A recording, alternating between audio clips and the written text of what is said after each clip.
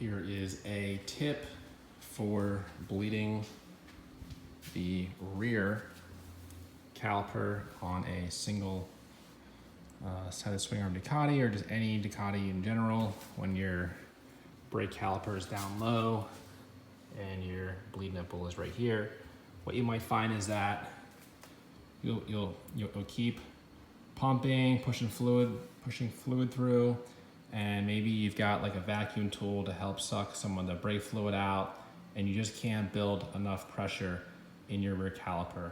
So what you're gonna do after you've generally bled the fluid out in this position is you're going to unbolt the caliper here. You're going to move it to the top of the rotor, and then that way the bleed nipple is facing up, so all the bubbles will float to that bleed nipple, and then go to proceed to bleed the brake again.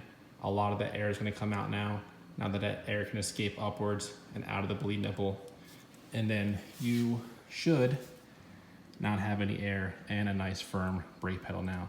This is a Ducati with ABS, so I've got an ABS controller on this. I was worried about not being able to bleed it with the ABS. I ran the lines dry, but even with doing that, I was able to achieve a firm rear brake pedal.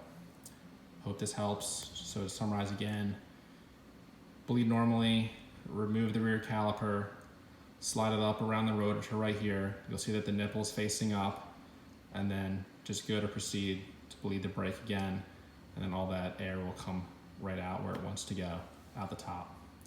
Thanks. And this is a 2012 Ducati Monster 1100.